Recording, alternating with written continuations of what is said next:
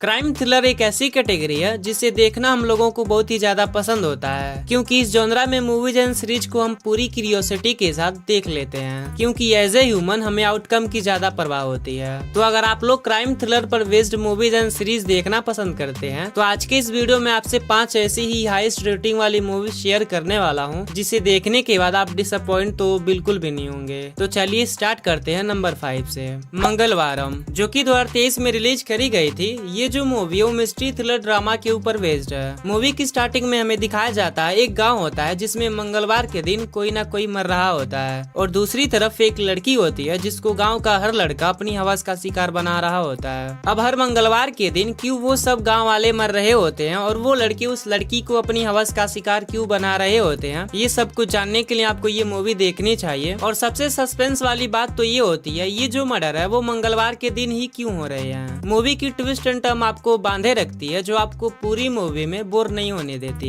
जिसे IMDb पर 6.7 out of 10 की रेटिंग मिली है। अगली मूवी का नाम है इवारू। ये 2019 में रिलीज करी गई थी, जो एक सीनियर ऑफिसर के मर्डर के राउंड लिखी गई है, जिसका ब्लेम एक विक्टिम के ऊपर होता है, क्योंकि बदला लेने के खेल में लोग होश से कम और जोश से ज्यादा काम लेते हैं, जिसमें कभी कभी जान का खतरा भी बन जाता है। इस केस की जांच पड़ताल करने के लिए और सच का पता लगाने के लिए एक दूसरे पुलिस ऑफिसर की एंट्री होती है, जिनके सामने ऐसे छुपे हुए सीक्रेट आते हैं जो पुलिस के साथ साथ आपके भी होश उड़ा सकते हैं। तो अगर आपको भी फाइंड आउट करना है इस मूवी में असली खूनी कौन है, तो आपको ये मूवी Amazon प्राइम पर देखने को मिल जाएगी, जिसे IMDb पर 8.1 आउट ऑफ 10 की रेटिंग मिली है। अगली मूवी का नाम है कुटरामे ठांडानाई। ये 2016 में रिलीज करी गई थी, जो बेस्ड है एक ब्लाइंड लड़के के ऊपर, जिसको आंखों के ऑपरेशन के लिए खूब सारे पैसों की जरूरत होती है, लेकिन इसकी जो फाइनेंशियल कंडीशन है वो अच्छी नहीं होती।